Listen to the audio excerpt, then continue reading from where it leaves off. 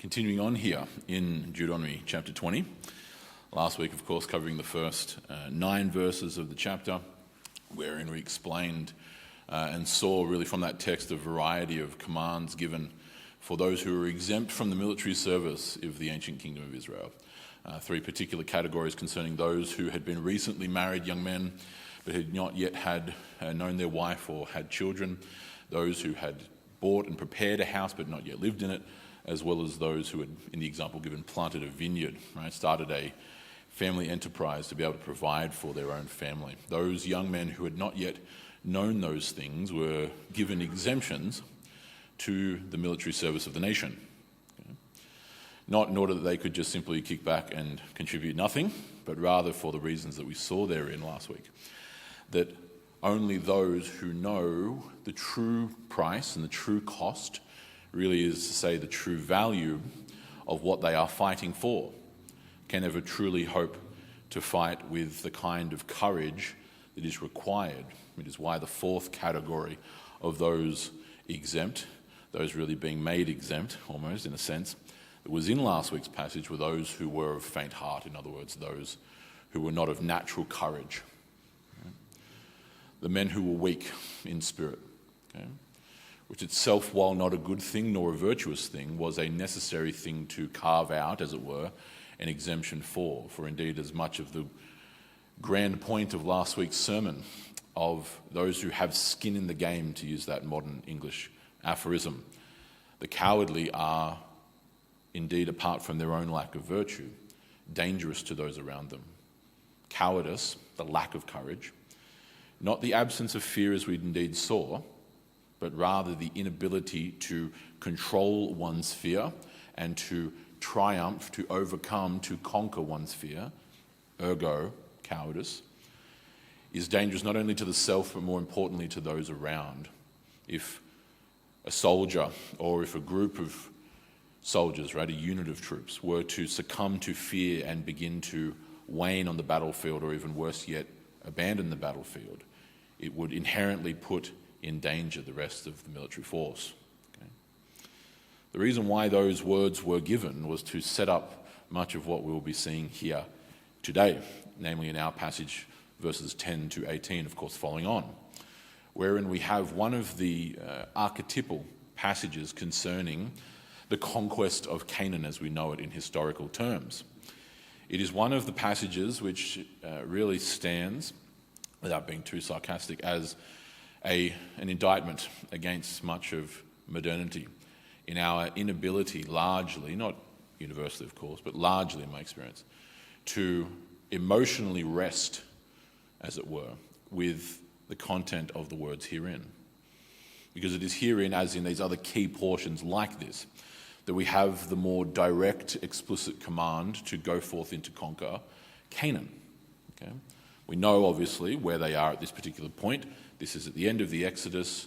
They are amassed on the eastern side of the Jordan River, having defeated the Amorite kingdoms therein, before now beginning to cross the Jordan in the very next book, of course, Joshua, under the successor of Moses. These words are then given as essentially the operating procedures, for lack of a better term, the standard operating procedures that would be called in modern military terms, for how they are to conduct their warfare. Okay? Obviously, in the concourse of 8 verses, it is a shortened, simplified form, okay? And then further explanation given throughout the rest of the books that follow. But alas, these commands are given to outline and to highlight what they were about to do.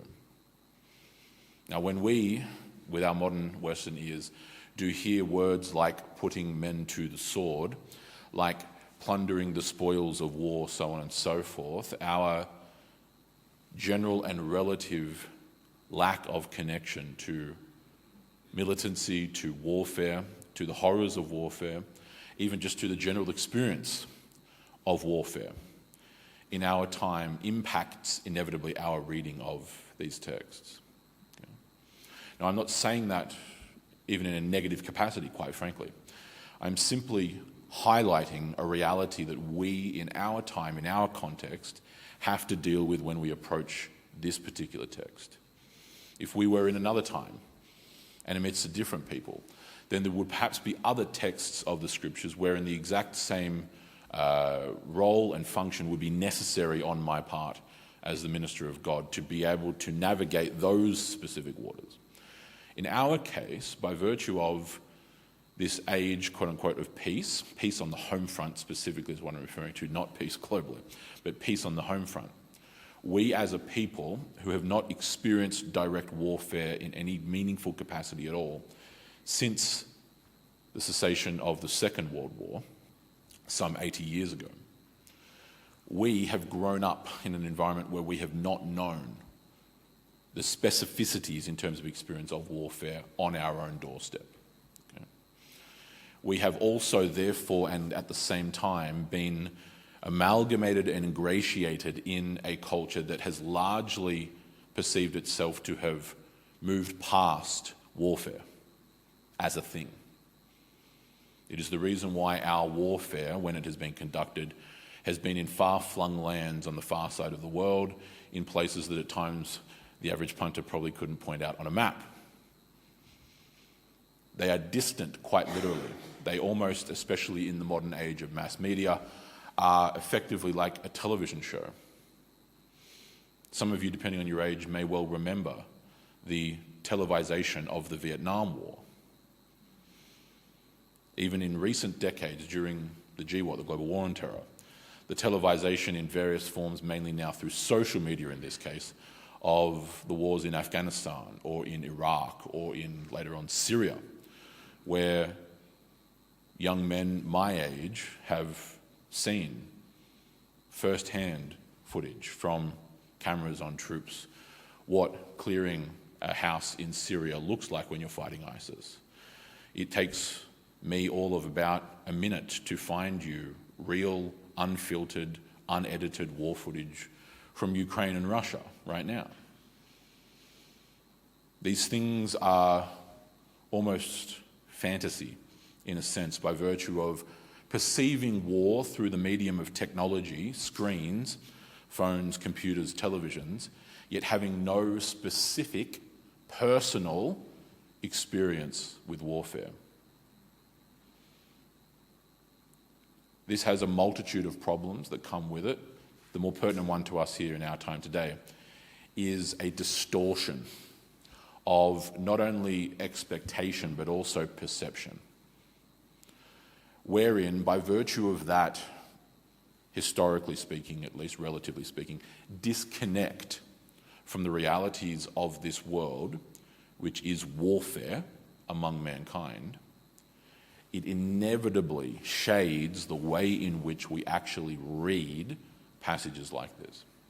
I have experienced this when trying to teach on things like this time and time and time again. As I said earlier, not because I place the blame on anyone specifically, right? It is simply the time in which you live. But to read these things accurately and correctly and appropriately, we have to be able to deal with those lenses, as we might say, those filters, those things which inevitably impact upon how we read the text. Okay? The reason being, to conclude this portion, because of the fact that there is a natural instinct in modern Western man to read these words and to find them harsh, okay? To find them rather brutal, to find them ultimately where people do at times often land, as somehow unjust, or to use a more colloquial Australian phrase, unfair. As we go through our text here today, hopefully those scales will be able to drop from our eyes, because there are in fact multiple very important points to learn from a text like this, but particularly one large point that herein stands as really a pillar and a foundation for what we must learn by virtue of application from this kind of text. Okay. So let's dive in, beginning in verse 10, of course, here in Deuteronomy chapter 20. Moses, great prophet, continuing to speak to his people, saying, quote, "If you come near to a city and fight against it, you shall call for terms of peace. Now it will be that if it agrees to make peace with you and opens to you, then all the people who are found in it shall become your forced labor and shall serve you. However, if it does not make peace with you, but rather makes war against you, you shall then besiege it. Now we're going to return to the kind of major point on this verse later on at the very tail end once we've gone through the rest, but there is an important piece of context to explain what on earth is going on, okay, much of what we're doing here.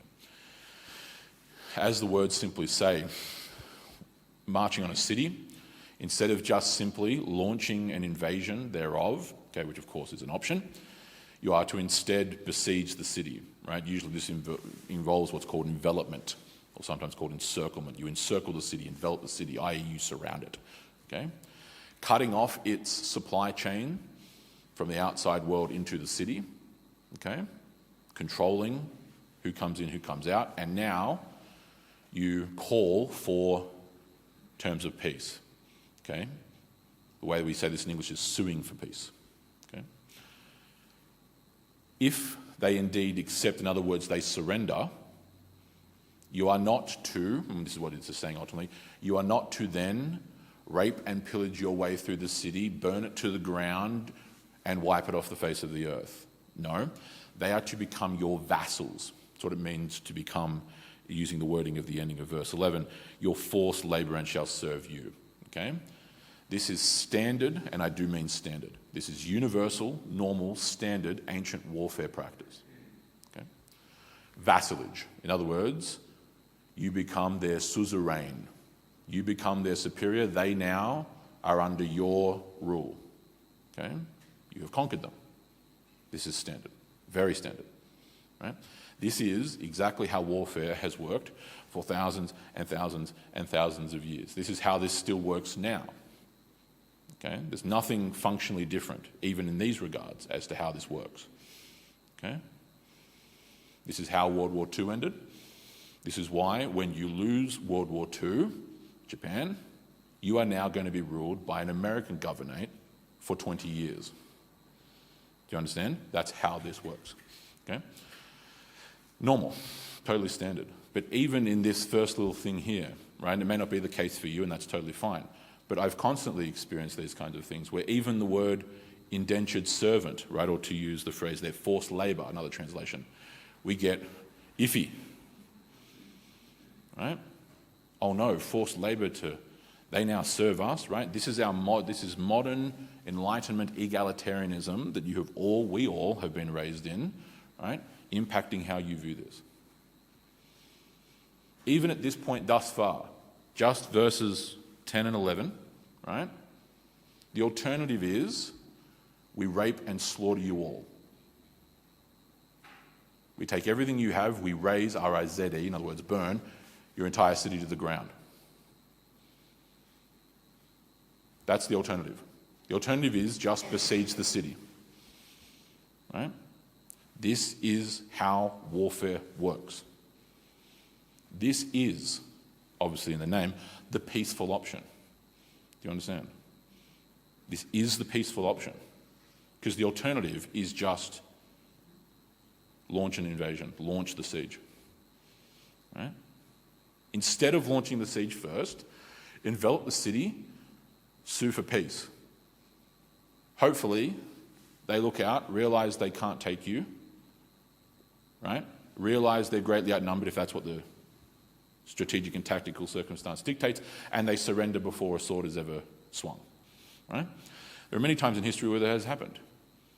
In fact, the vast majority of wars in the history of Europe have been resolved by this very means, especially during the days of Christendom. Because, for whatever reason, diplomatic relations break down. Warfare is diplomacy by another means, as the saying goes. And in the unfortunate circumstance where Christian nation has had to march on Christian nation, two kings have had a very good impetus and reason for not wanting to go to war, being that everyone who dies on this battlefield is one more Christian dying. So why don't we just sue for peace and work it out? These words, directly, not some other words, these words of verses 10 and 11 have saved countless lives in the history of Christian people. To such a degree, it's almost difficult to actually calculate. Okay? What then comes is verse 12, which, like I said, we're mainly going to get back to it at the end, but to finalize so that we understand the context as to why verse 12 is said, at least initially. However, if it does not make peace with you, so in other words, you envelop the city, sue for peace, and someone reaches up over the parapet, flips you the finger and says, get nicked. Okay? They reject your offer for peace. And they say, bring it on. Okay? That could be a good decision. They might have multiple years' worth of grain storage, for example. A large city could withhold a siege for years. Right? If it was a smaller town or a village, fortified or something like that, it might only be a couple of months. Right? Depends on the place. Either way, they might also have a bomb load of troops hidden in that town, in that fortification, whatever it is, that you don't know about. So they might be very confident in their ability to defend that particular city or that fort or whatever it happens to be. Either way, there are a variety of reasons why one might decline this, including just pride and arrogance and hubris, and the ruler of that city not wanting to succumb, even though he probably should. Whatever it happens to be, if they reject peace, what he here is saying is, but makes war against you, in other words, they reject your peace and they say, have at it, right? We're going to war, then you shall besiege the city. Okay?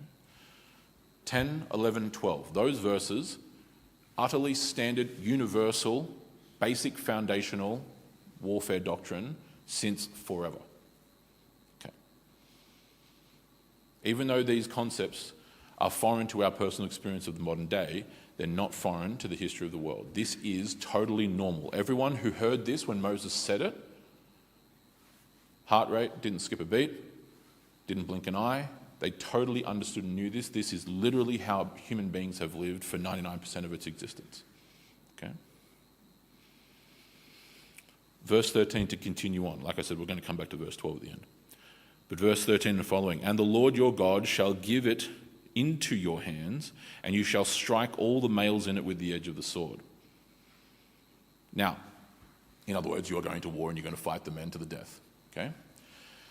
How this would often occur certainly by the time you get to the Middle Ages in Europe, is that in the literal sense, say for the 1000th time, England is going to war against France, okay?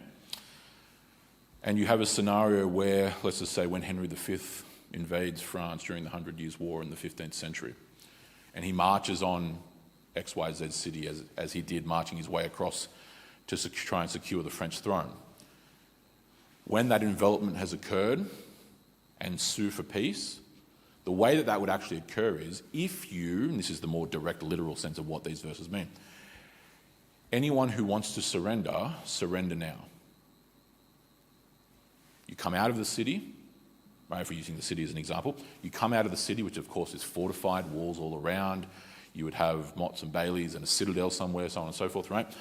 Anyone who does not want to wage war, come out of the city now and you will be held hostage, in other words, kept as a prisoner of war. That's all a hostage is, right? You're not going to be killed, we're not going to cut your throat, we're not going to invite you out and then stab you in the back. No, you will be held as a prisoner of war. Okay? These are the Christian warfare principles and ethics based on these kinds of texts, right? After a day, or however long the period is that they're given to exit the city, whatever it is, anyone left in the city is an enemy combatant. Because if they haven't accepted the offer, what are they saying? They're saying what verse 11 says, right, and verse 12 ultimately, right? We're going to war. Okay? So any man left in that city is now a fighter. Okay? If they weren't a fighter, they would have left the city. Okay? Now again, we still do this. Right? This is how the war in Iraq was conducted. When you talk about major battles in our own lifetime, like the Battle of Ramadi in western Iraq, brutal, gruesome, bloody, you're fighting an insurgency from Al-Qaeda, like us and the Americans were. Okay? We dropped pamphlets over the city, right? Anyone who wants to be spared, leave now. anyone who does not leave by the end of the week is an enemy combatant. And so now you send in the American Marines, now you send in Special Forces, you send in our Special Air Service, you spend in these various troops, right? To clear that city, which requires going building to building to building, where every single room, every single basement, every single attic can have any male with a machine gun, a suicide vest, a bomb, anything. Any man left in that city is an enemy combatant. It is shoot on sight. Okay? Brutal to the non-war person not experienced with war, but very standard in regard to warfare. So again, putting the enemy to the sword, in other words, fighting them and killing them, is the nature of warfare. It is the reality of living in a fallen world. We can stand here and piously pontificate about how lovely it would be if there were no war in the world. And we can feel comfortable, and we can feel comforted, and we can feel quite dandy about how nice it would be to imagine a world without war. But to do such is to imagine a world that does not exist. It does not exist yet. Because the one that you currently live in is a life of warfare. Warfare is as common to the human experience as is breathing, as is eating. In fact, you even get portions of the wisdom literature, like in Job. The life of man on earth is warfare, right? Meaning struggle, striving, conflict, combat. Right? That is what is being discussed. And so when God gives you the victory, for it is God who will fight for you, you are to put the enemy to the sword. They're males. Notice here the distinction though, because what comes in verses 14 and 15, right, but especially verse 14, is both literally and figuratively exceptional. Except, verse 14, the women and the little ones, in other words, children, and animals, so women, children, animals, and all that is in the city, all its spoil, you shall plunder for yourself, and you shall consume, in other words, to take, literally, the spoil of your enemies which the Lord has given to you. What that is not saying is that you are to kill the women and the children and the animals. Do you see? You are to take them as spoils of war. Okay? The women, the children, the livestock are not to be harmed, is what this is saying. Now, verse 14 here is, in every functional sense, the first time in the history of mankind that these words have ever been said, chronologically speaking. Okay? This concept of an actual specific prohibition against raping, pillaging, slaughtering the women, the children, and the livestock is unique in the ancient world. This verse, verse 14, is not how ancient warfare was normally conducted. Right? The decision would be to either kill the women or take them as slaves, or just simply rape and then kill the women. The children, a decision would be made at the tactical or strategic level, depending basically on logistics as to what to do with the children, right? Depending on the age of the child, and again, this changes and adapts all the time depending on different cultures, right? As a general rule, children are killed in ancient warfare in the ancient Near East. In fact, really among any ancient warfare, okay? Quite literally too many mouths to feed, right? If I were to give you by virtue of example of how American Indian warfare is conducted, which is a good representative of normal standard procedures regarding these kinds of things, it's a good analogue for these kinds of time periods, both ancient and really not so ancient, right? American Indians were conducting this type of warfare all of 200 years ago. If a Comanche launch a raid across the American plains into Apache land, right? Every man is killed by the winning tribe, okay? Say the Comanche win, which they usually did, every man put to the sword immediately. You're dead. Okay? Any woman, again, a decision is made depending on resources, time, how far we are away from our home base, so on and so forth, either to kill you or to take you as sex slaves. Any child under the age of about 8, roughly speaking, is killed. Right? A 2-year-old baby is only a mouth to feed that can contribute nothing. It is resource dependent, not resource producing. Kill it. The only people who were spared, other than the women taken as sex slaves for the tribe, were children between about 8 and 12, roughly. Old enough to actually work in forced labour, young enough to be re-indoctrinated into the ways of the new tribe. Okay? That is normal by the human experience. That is standard. That is how human beings have behaved since Cain killed Abel. Do you understand me? Verse 14 of Deuteronomy 20 that you have reading right before your very eyes is the first time in the history of the world in which the idea of a hardline prohibition against slaughtering women, children, and animals, i.e. the innocent, is given. Okay? Even at this point already, before we continue to progress on, right? What you have between verses 10 and through to 15, because what we ultimately then get in 15 is kind of a conclusion to this point. Thus you shall do to all the cities that are very far from you, which are not the cities of the nations nearby. We're about to transition to what that means in a second, okay? But essentially the actual doctrinal warfare, doctrinal element here, right, of verses 10 through 14 specifically, okay? This is the normal standard operating procedure that the ancient Israelite kingdom is being given for how to wage war. Okay? It is the bedrock of what we in Christianity have developed called just war theory. Right? Just meaning like justice, right? Righteous warfare theory, right? Particularly through titans of theology and philosophy like St. Augustine of Hippo, 1,500 years ago. Okay? Rooted and grounded in the ethos herein propagated.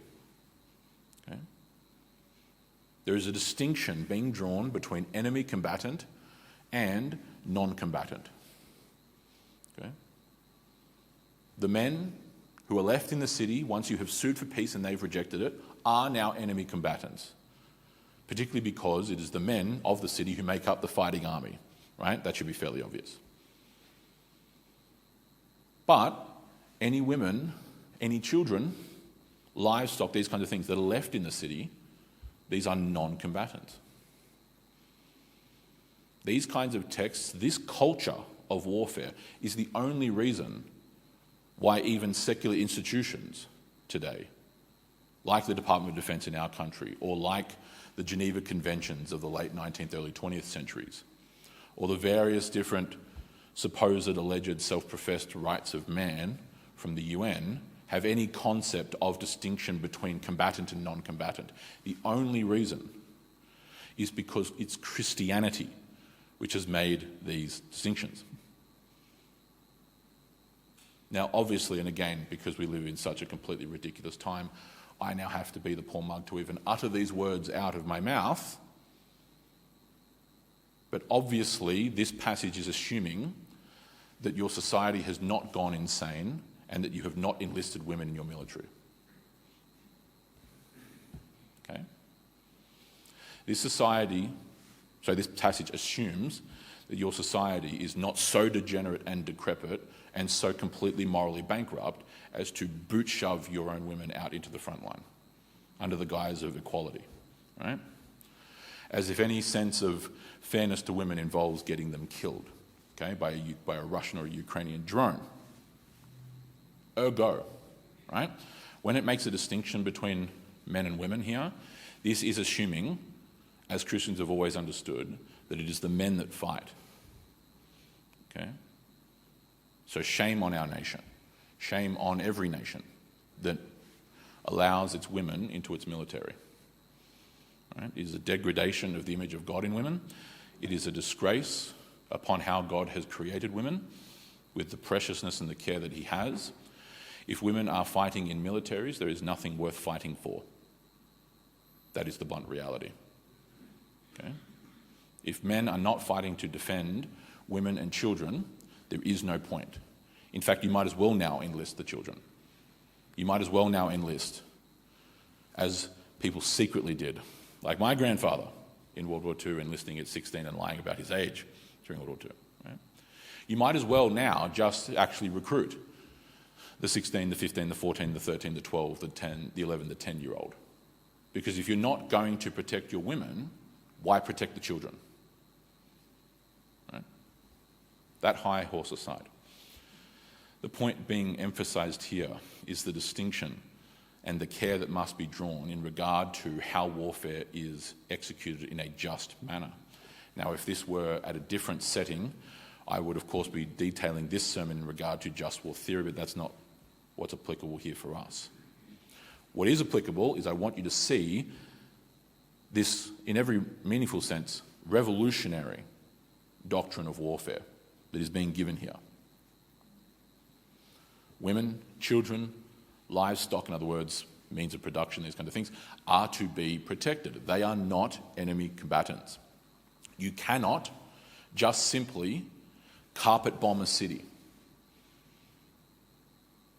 like, for example, we did in Dresden in World War II, like we did when we dropped the atomic bombs on Hiroshima and Nagasaki, like has occurred in Russia and Ukraine, like occurs in Gaza, like occurs in a variety of places, okay? Like has occurred through drone programs from the West, so on. The indiscriminate bombing of non-combatant targets is fundamentally and inherently evil. Whilst there is an element of what we term in English collateral damage is not an excuse for lackadaisical absence of care in regard to these things. And though you and I are not personally involved, we as Christians should never haste or rush to defend the actions of those who do so, even if they happen to come from our own governments. Okay? There's a very serious ethical principle of warfare here. Right? That is the norm. 10 to 14, because 15 is really a kind of transitionary verse. 10 to 14 is the standard way of conducting warfare. This is how this is to be conducted normally, in other words. Okay? So then, when you get to verse 15, this transition, we read what he says there, right? Thus you shall do to all the cities that are very far from you, which are not one of the cities of the nation nearby. Okay? The nation's nearby, in other words, on the other side of the river in Canaan. Okay? This is the standard operating procedure for warfare against a variety of cities that you may happen to end up at war against. But these specific examples that he's about to give now, there is a particular exempt directive I'm now giving you, is essentially what's being said. And this is where we then dive right into the exception that God is giving. Okay? Verse 16 and 17, right? And ultimately 18, but 16 and 17 directly. But in the cities of these people, i.e. the Canaanites, that the Lord is giving to you as an inheritance, you shall leave nothing alive that breathes. But you shall devote them to destruction. You shall place them under the ban. Now, we've actually already touched on this earlier on in Deuteronomy. Okay? The list of places that we then get given in verse 17, right? The Hittite, the Amorite, the Canaanite, the Perizzite, the Hivite, and the Jebusite, as the Lord your God has commanded you. That list has already been given back in, I think, chapter 7, if I recall correctly, right? Earlier on in Deuteronomy. Okay? These are the major tribal groups of Canaan, right? It's a shorthand list. There are technically other subgroups, but these are the broad tribal categories that we have in history and archaeology. Okay? That represent the Canaanites as you think of them. Certainly the ones that were to be conquered in the crossing and invasion of Canaan. Right? The question, of course, then comes, well, if we've just been given verses 10 through 14, the necessary ethical warfare distinction between combatants and non-combatants, why we're now being told that for these groups, right, these tribes, kill everything that breathes. This is where we come all the way back to the introduction. Okay? What did we see in that intro? It was explained very clearly, right, that we have to, and by we I do mean literally we in our time, we have to do the necessary work of, within reason to the best of our human ability, removing any kind of mental lens, as we might say, that otherwise filters what we read and what we know. Okay? This is essentially, verses 16 and 17, one of, if not maybe even the, statistically, the go-to passage that is used by anyone who would otherwise criticize the Christian religion as the alleged sign of horror and brutality and injustice and unfairness and every other such word on the part of God, at least in the Old Testament. In fact, it's such words that form the very basis for grave errors in ideology and heresies, even like Marcionism, that believed fundamentally that the Old Testament deity and the New Testament deity are two different gods, right?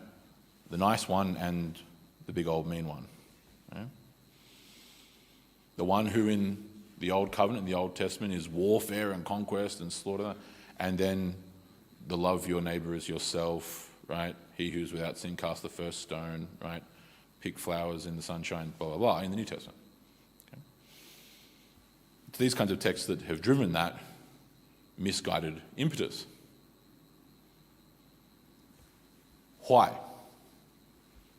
Why is it that there is, even in our modern emotional mind, even a slight bubbling of uncomfortability with hearing these kinds of words, if you are indeed feeling that, as many indeed do? A variety of reasons, the simplest of which is that very problem which I mentioned in the introduction, hence why I referenced it. A disconnect by virtue of our own safety in our Western nations with the realities of warfare. More importantly, with the realities of injustice itself. The easiest, the simplest, the most straightforward antidote, which is almost shockingly simplistic when one actually realizes what it is, that alleviates and cures any sense of injustice or sentiment of unfairness when reading these kinds of words in regard to these Canaanite groups, is to simply learn who on earth the Canaanites were. And more importantly, what on earth the Canaanites did. The Canaanites were one of, definitely not the only, but one of the most brutal, barbaric, evil people in all of the ancient Near East. To such a degree that even the Egyptians considered them to be barbaric and evil. We are talking, among many other things,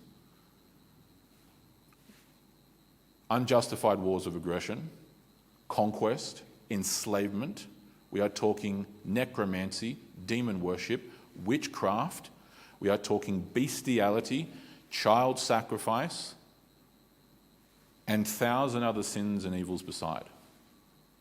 This is a culture, by the way, that did not begin this 5 minutes before the Israelites arrived on their doorstep east of the Jordan.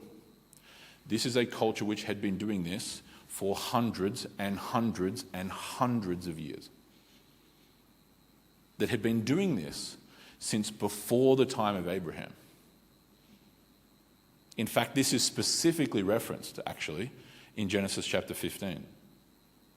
Genesis chapter 15 is famous in the first 6 verses for where God first gives the promise of the covenant. It's actually where Abraham believes God and it is credited to him as righteousness. For those in our Romans Bible study, you will know Genesis 15 because we've been referencing it, especially in Romans 3 and 4. Either way, the latter half of the chapter is where God foretells to Abraham the coming centuries of his descendants. Okay? I'll just reference it in passing. If you want the literal reference, basically read verses 13 to 16, but I'll just read it in passing here because by the time I mention the point, we'll have moved on, right? But Genesis 15, verses 13 to 16. Then God said to Abram, as he was still called at the time, quote, know for certain that your descendants will be sojourners in a land that is not theirs. He's referring to Egypt, okay? And that they will be enslaved and mistreated for 400 years. He's rounding off here, right? The total time is about 430 years, but he's rounding off, right? But I will also judge the nation to whom they are enslaved, Egypt, and afterwards they will come out with many possessions. Well, fast forward throughout history, and what happens? The Exodus. Cool, right? So God is explaining to Abraham what will happen to his descendants. They will be sojourners, in other words, foreigners, right? Those who do not naturally belong there, in a foreign land. They will eventually be enslaved by those people. But I will judge them, and I will rescue your descendants out of Egypt, okay? That's said 400 plus years in advance of what happens, right? Continuing to what the point then says, as for you, you shall go to your fathers in peace. In other words, you'll pass away, and you will be buried at a good old age. Then in the fourth generation, they will return here, keeping in mind that Abraham is in the land of Canaan in these days, okay? For the iniquity of the Amorite is not yet complete. The Amorites are one of the most popular of the Canaanite groups, okay? What God is saying is, right, let me paint the picture. Abraham is already in Canaan. If his descendants in the Old Covenant were to inherit Canaan, why on earth are they now going to have this centuries-long foray into a completely different land, Egypt? Because Abraham's already in Canaan. So isn't that mission accomplished, right? What God explains, and this is incredible, is that the reason why the descendants of Abraham, the Hebrews, the Israelites, as they become known after Jacob, right, spend over 400 years in Egypt, 150 of which, roughly, were them being enslaved by the Egyptians, for the Exodus to then happen and everything else, boom, boom, boom. The entire purpose of that was to give the Canaanites more time to repent. Wild. That's his entire point here. They will return, your descendants that is, because in the wording of verse 16 in Genesis 15, the iniquity, in other words, the sin, the evil of the Amorites is not yet complete. God gives them 400 more years to end the evil, brutal, demonic culture that they had, to turn away from that. And they did not. The entire history of the Israelites, as they said it, as they come to be known, between Joseph and Moses, all of that was not first and foremost, at least in this context, for the Israelites. It was for the Canaanites. It's one of countless examples where God demonstrates his actual love and care for non-Israelite groups in the Old Testament. Now, of course, they don't, and he knows they're not going to. Right? But again, this is why these other commands are given that we've already had here. Because when we get to, for example, in the days of Joshua, which is where the conquest is occurring, and the famous victory over the mighty ancient fortified city of Jericho, there is a woman who aids the spies of Israel. Her name is what? Rahab. And she is a what? Canaanite. Is Rahab killed? No. Even though Jericho had been put under the decree of destruction. Rahab was spared. Rahab confessed that the Lord is the one true God. She becomes an ancestor of Jesus Christ by virtue of being an ancestor of the King David. This is to such a degree, by the way, in this particular regard, by virtue of the fact that when we get all the way down into the Gospels, right, particularly Matthew chapter 10, maybe turn there with me, okay? Because this is imperative to see what is occurring. As you turn there, I will remind you of the words that ultimately finish our passage in verse 18 of Deuteronomy, the reasoning as to why these destruction orders are being given. So that they may not teach you according to all their abominations which they have done unto their gods, or for their gods, I should say, so that you would then in turn sin against the Lord your God. The explicit reason why this command is being given is not because God is a tribal deity, where he is on Team Israel and we go out and destroy all the other peoples. That's not what this is talking about. That's never what this has said. The salvation of Rahab is one of the most obvious examples of this. But beyond that is the great example that we find in Matthew 10, which is going to open for us much of the understanding of our passage in Deuteronomy. Matthew 10, let's begin in verse 11.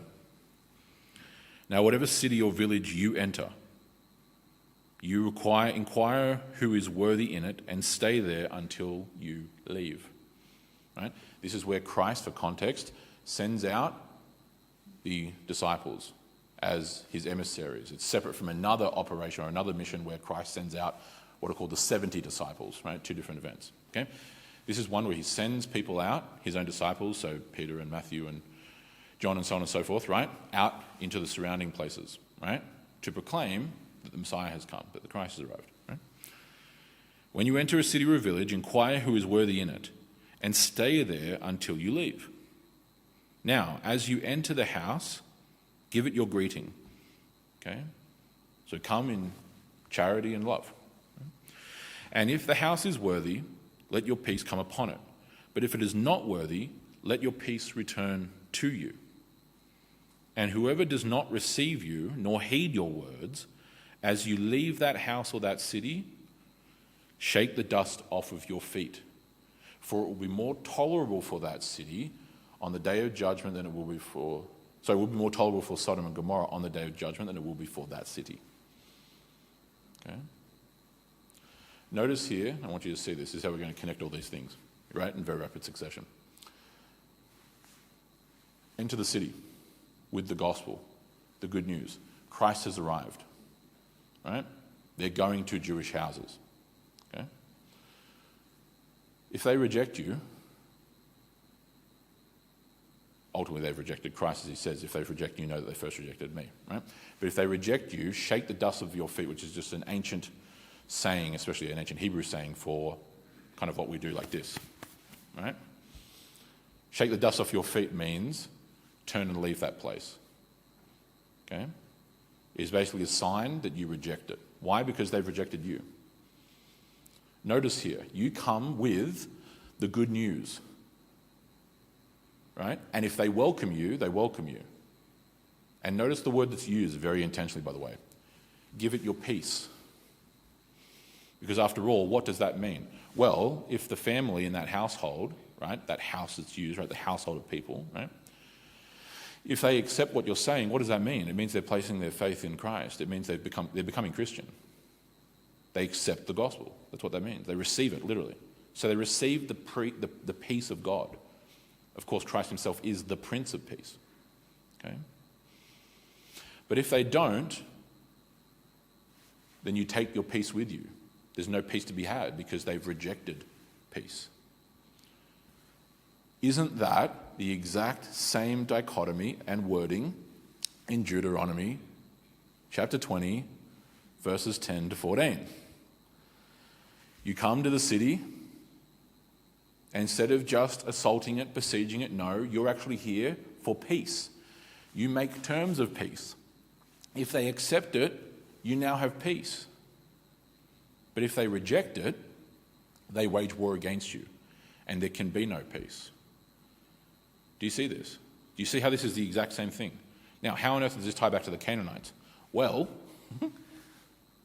in the Gospels, Christ, during his ministry, from town, to village, to city, proclaiming that he is the Christ, demonstrating that through healing and through all manner of things beyond, through healing the sick, through giving sight to the blind, walking on water, calming storms, so on and so forth, right?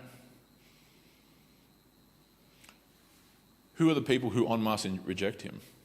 The Pharisees, Sadducees, the scribes, the chief priests, even the high priests, the preponderance ultimately of the Jewish population at the time.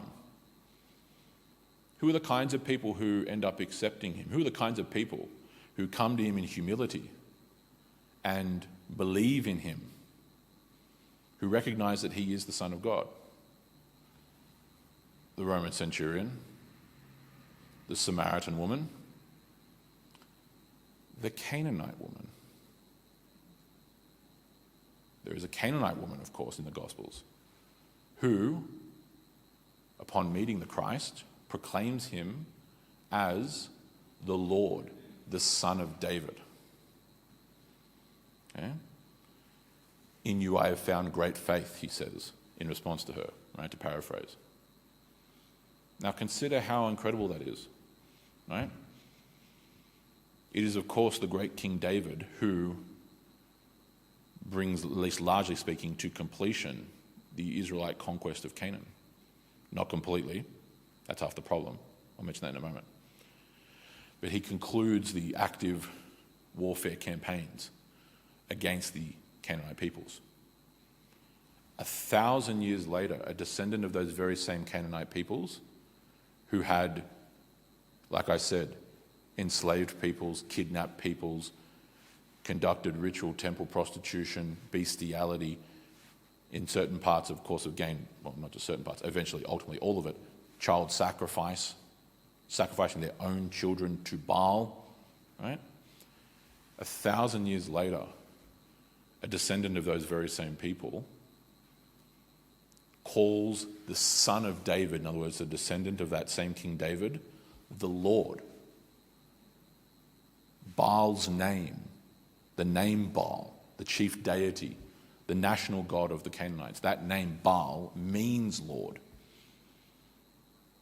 She's calling Jesus Christ, the descendant of the King of Israel, the true Lord, like Rahab did. Meanwhile, the Pharisees, the Sadducees, the chief priests, the scribes, etc., the descendants of Moses and of Joshua and the people conducting this invasion of Canaan, they reject him. It is this incredible and simultaneously tragic and ecstatic inversion that occurs. Because ultimately, and this is the wording I want you to see back in Deuteronomy 20, right? It's going to help us land here on the final point for our time this morning. The reason that I mentioned in passing that now to drill home as to why the total destruction and conquest of Canaan was commanded is because, as I said, God had already given centuries for these people to end their evil, to repent, to turn back to God. They did not. Hundreds and hundreds and hundreds of years of opportunity, generation after generation after generation. Born, lived, died. Born, lived, died. Born, lived, died. Nothing. More and more and more and more evil. More and more and more child sacrifices. Over and over and over again. Eventually, a people group reach a point where humanity as a whole, let alone you as an actual people group, cannot continue to coexist with them. A culture so fallen, a culture so degenerate, so decadent, so manifestly and manifoldly evil must be destroyed for the good of the good. That is a brutal reality of the fallen world in which you live, of the impact of evil upon the human condition, of the venom, the poison, the bile that can and is ultimately born from within the human spirit. But alas, there eventually reaches a point where this is the only option left. You have tried peace, and peace has been rejected. There now is only war and destruction. That is the reality of the world, whether you like it or not, whether you appreciate it or not, even whether you acknowledge it or not, quite frankly. But that is the reality of the world in which you live. As Christians, we rightly bemoan and weep and are saddened by the reality that this is what human beings do, and this is what human beings are outside of the redemptive grace of Christ. But that does not change the reality, folks. Again, to remind you, it is only through lack of understanding, only through lack of knowledge, through a true lack of appreciation as to how evil these kinds of people are, that one would ever feel sorry for what happened to them. It is the same nonsense, and this is very relevant. It is the same nonsense that is perpetrated and promulgated today with regard to sympathies, utterly and almost entirely misplaced, for so-called First Nations groups of the Americas or of Africa, or pick wherever you want. Okay? It is through total lack of education, utter lack of historical understanding as to the states of culture in which various peoples lived. Sympathies that are thrown, say again, not our context, but in the Americas, for the Aztecs, whilst having no concept at all as to the entirely institutionalized system of slavery and human sacrifice that the Aztecs had. By the time Hernan Cortes and the Spanish conquistadors arrived on the Spanish Main and marched upon the Aztec Empire in 1519, they came upon a city that almost rivaled anything in Europe in terms of its architectural development, the city of Tenochtitlan, Mexico City today. They found pyramids that dwarf those in Egypt, atop which 30, 40, and in some cases 50,000 people would be sacrificed alive every single year. The Aztec institution of human sacrifice was so sophisticated and complex, they had entire tribes of people who had been enslaved for the specific purpose of breeding them to create more human beings to sacrifice at the great temple of Tenochtitlan. To rip their chest open, to pull their heart out, to behead them, all in order to make sure that the sun continues to rise next year. You cannot live with a people like that. Which is why, of course, the Spanish, who only had about a couple of thousand troops, had 200,000 other native indigenous tribes who allied with the Spanish to take out the Aztecs. It is the same thing that we encountered when we arrived in places like modern-day Nigeria. If you want to understand why the British colonized Nigeria, go and read of the Benin City expedition. I'll let you do that, and you can come back to me and tell me about whether the actions undertaken in Nigeria were worthy. Just as when we alighted upon this land, and we find one of the most sophisticated and replete and universal rape cultures that we had ever encountered among Aboriginals. The routine, common, ubiquitous rape of women by their brothers, by their fathers, by their uncles. when we find cannibalism in Arnhem Land and in the top end in general. All these kinds of things. The same godless heathenry, by the way, that for many of us here, our ancestors were once saved out of in the first place. These are manifest evils that only those who have a seared conscience or a lack of education, or just quite frankly, a lack of care, would ever think are good or fine or acceptable things. Now here's where the rubber really hits the road, which is the thing I said we're going to come back to at the final point. Verse 12 of our passage in Deuteronomy 20. However, if it does not make peace with you, but rather wages war upon you, then you shall besiege it. What did we read in Matthew, the command from Christ himself? If you enter a city with the gospel, you go to a household in this example that's given, right, in Matthew 10, and they reject you, are you to plead with them and beg them, no, please, you don't understand, please, what can we do to make Christianity more appealing to you? What can we do to make it more comfortable for you? What can we do to make this more relevant for you? No. You take your peace with you, you do not bless the household, you leave and go on to the next one.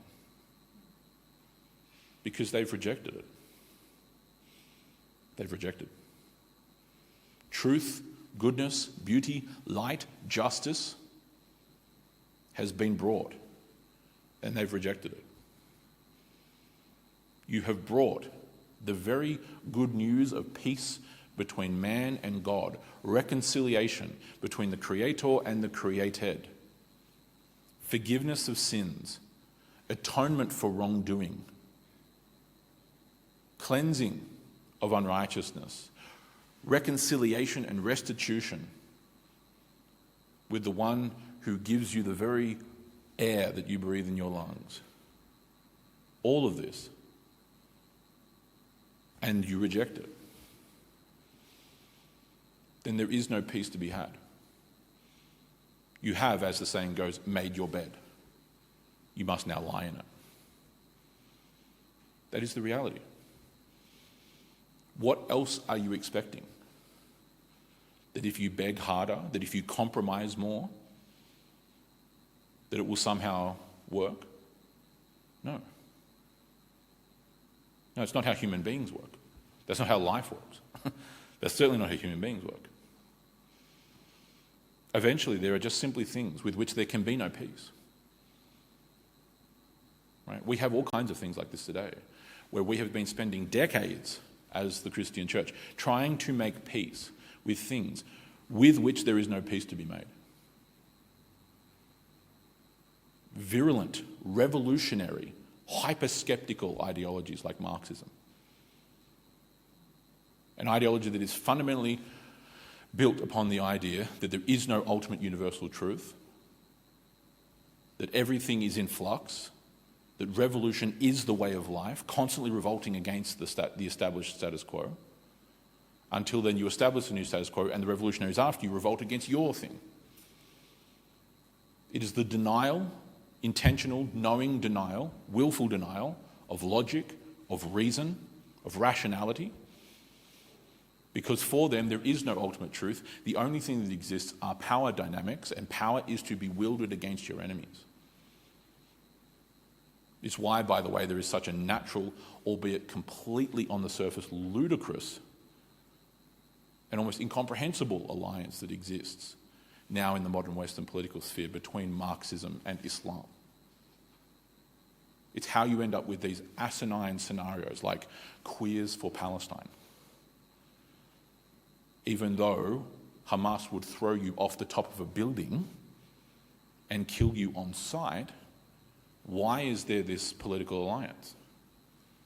Well, because both ideologies, especially in the most virulent sense, reject the very concept of logic. And I don't mean that figuratively. I mean that literally. Right? Marxism fundamentally rejects logic and reason as even a necessary category of mental operation. radical extremist forms of Islam, certainly at least, right, Salafism as it's properly called, literally rejects logic as haram, as sinful. Right? The ideology that was born in the 19th century, which has spawned everything from ISIS to Al-Qaeda to Boko Haram to Al-Shabaab, all these terrorist groups, right? The same kinds that have infiltrated into Western cities via the mosques. This is not my opinion. I'm talking about things that even intelligence agencies report on. Right? Those early Salafist Islamic scholars and imams literally said that logic is haram, which is just the Arabic concept for sin. Right? They reject logic. That's why there's this alliance. So these things that you see going on around you, dear Christian, there is no peace to be had with them.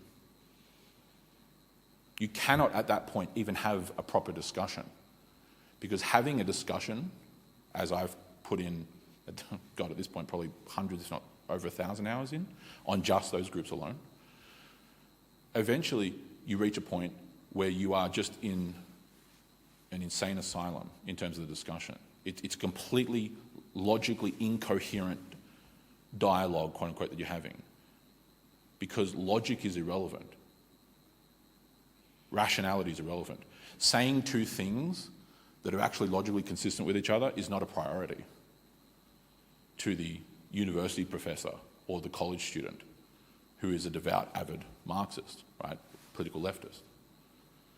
So saying two completely contradictory things is totally fine, as long as it defeats me, their enemy. These are the kinds of people now who you're dealing with in workplaces, in social clubs, in politics. There can be no peace,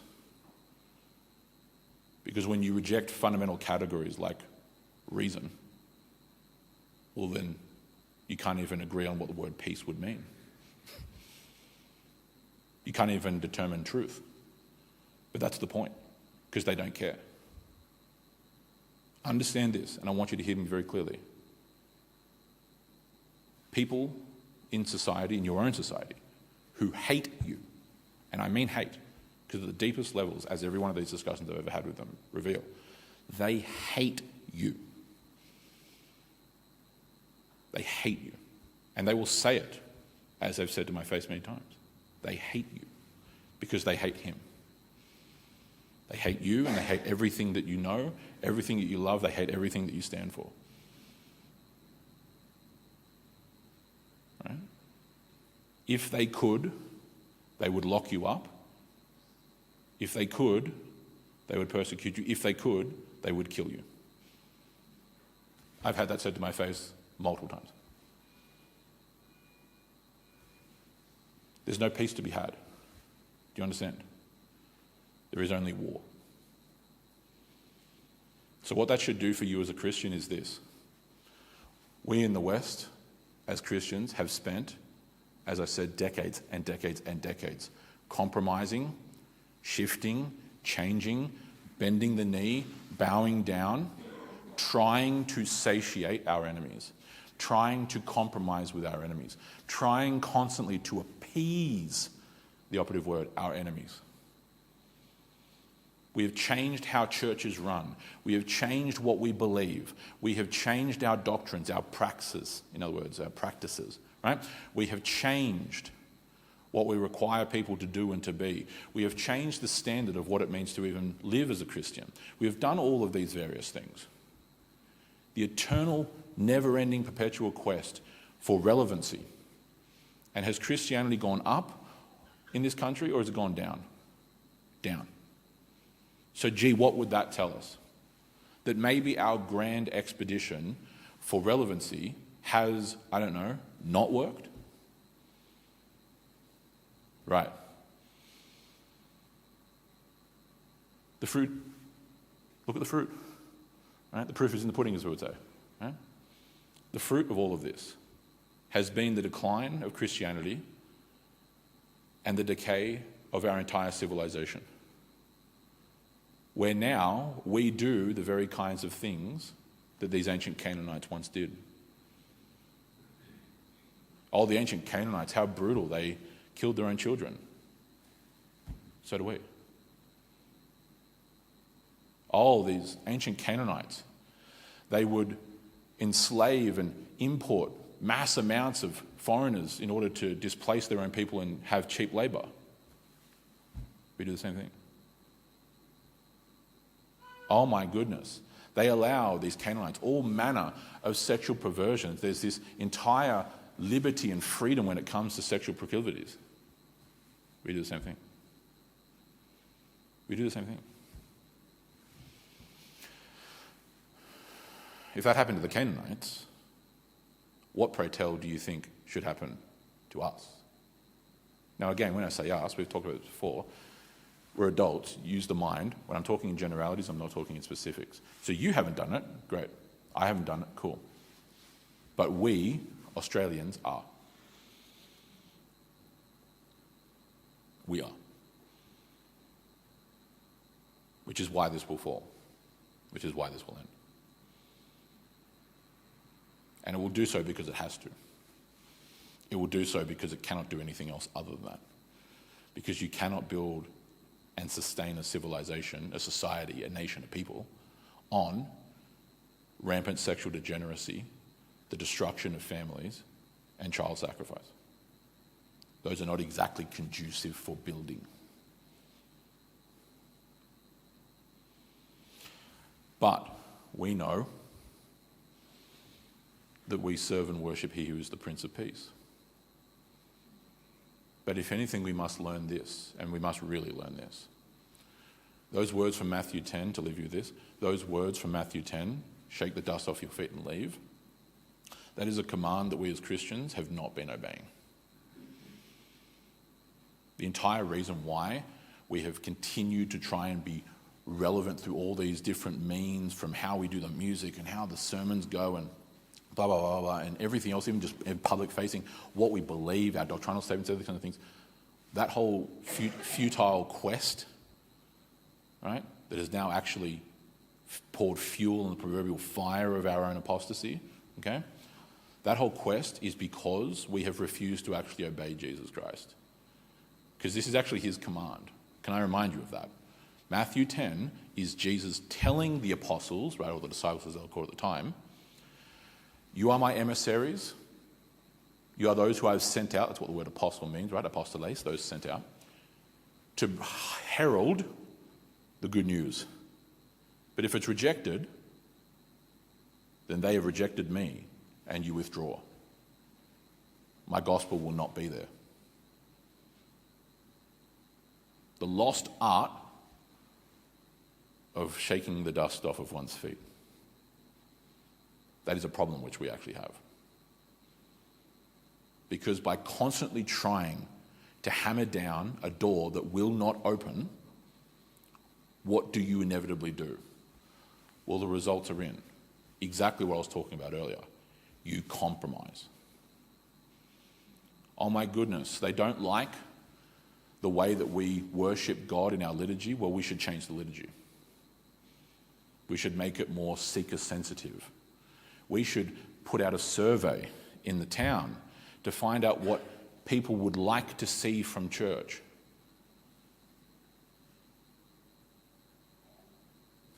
That's compromise. Oh no, they don't like the fact that forever and a day, marriages between a man and a woman, like even some of the most godless societies in the history of the world, have still continued to believe. Oh no, and they don't like the fact that God has ordained order and hierarchy in the church, that there are leaders and that there are congregants, and that they are men and of a certain qualification even among the men. It's not just men carte blanche, it's certain kinds of men. Well, we should compromise that and change it. All you're doing is fundamentally changing the Christian religion to the point where those places are not even true churches anymore. They don't bear the marks of the church. There can be no peace with the most virulent of our enemies. That does not mean your otherwise quote-unquote normal neighbour. We're not talking about that. We are talking about the people who many of you know who you work with, who you live with, whatever it is, who are so dogmatically virulent in their atheism, their secularism, their Marxism, their various different things that come across the board now. There is no peace. Stop trying to ram down doors that you cannot open. If we come back to that principle out of love and protection for the truth, of not casting pearls before swine, Jesus' words as well, then we will be operating in accordance with this. Because we've forgotten this and we need to relearn it. Right? And I'm saying that as a pastor. We need to relearn and to realize and recognize that there are enemies who hate you. They hate you in their heart. They would see that you are destroyed. They would see that your life is ruined. They would see that your job is lost, that your house is taken from you, and that if they could kill you, they would. By their own admission. Because they are evil. And they are reprobate. And outside of an absolute and utter change from God on high, there is no hope for them. You and I don't get to decide that. That's above our pay grade. When we do that, we might actually be in a better position to start protecting what is good, to start caring for and being custodians of and stewarding the light that we have been given in Jesus Christ by the grace of the Holy Spirit. To ensure what will be totally necessary, sadly, tragically, and unfortunately this century, which will be, as we're going to learn in church history class after morning tea today, coming out of the dark age of Britain, the survival of Christianity. Because there is a genuine risk that it will not survive here. There is. I'm telling you, based on history, based on how this is progressing across the rest of this century, there is a real, genuine threat that the Christian religion will go extinct on this continent. It doesn't have to, but the risk is there. If we as Christians do not wise up to these things now. So therefore, we place our trust in the Prince of Peace, and we wage spiritual warfare, for the weapons of our warfare as Christians are not carnal alone, they are spiritual. We know that when we face the hateful antagonistic person, that it is the evil spiritually of mankind, and the influence and direction and temptation and oppression, and at certain junctures, possession of demonic powers that inspire them to such hatred. Let us be wise as serpents, yet as gentle as doves, when we conduct holy warfare in the name of Christ, the Prince of Peace, for the good of mankind. Amen.